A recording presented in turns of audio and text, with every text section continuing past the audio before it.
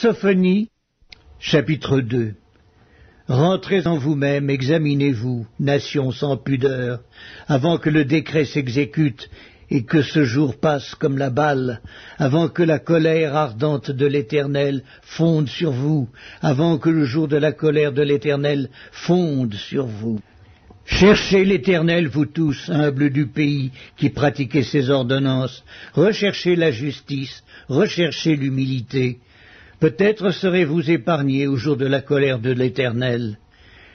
Car Gaza sera délaissée, Ascalon sera réduite en désert, Asdod sera chassé en plein midi, Ectron sera déraciné. Malheur aux habitants des côtes de la mer, à la nation des Kérétiens. L'Éternel a parlé contre toi, Canaan, pays des Philistins. Je te détruirai, tu n'auras plus d'habitants. Les côtes de la mer seront des pâturages, des demeures pour les bergers et des parcs pour les troupeaux. Ces côtes seront pour les restes de la maison de Juda. C'est là qu'ils paîtront. Ils reposeront le soir dans les maisons d'Ascalon, car l'Éternel leur Dieu ne les oubliera pas, et il ramènera leurs captifs. J'ai entendu les injures de Moab et les outrages des enfants d'Ammon, quand ils insultaient mon peuple et s'élevaient avec arrogance contre ses frontières. C'est pourquoi je suis vivant, dit l'Éternel des armées, le Dieu d'Israël.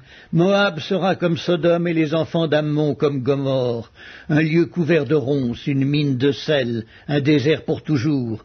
Le reste de mon peuple les pillera, le reste de ma nation les possédera.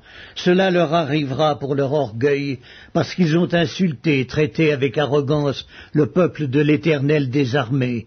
L'Éternel sera terrible contre eux, car il anéantira tous les dieux de la terre, et chacun se prosternera devant lui dans son pays, dans toutes les îles des nations. Vous aussi, Éthiopiens, vous serez frappés par mon épée.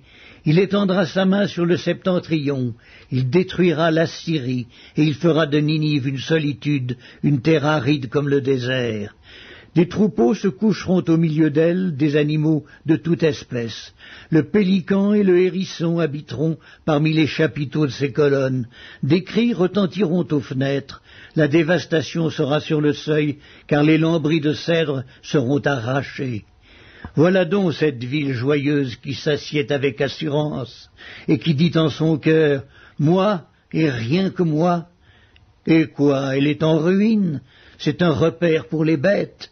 Tous ceux qui passeront près d'elle siffleront et agiteront la main.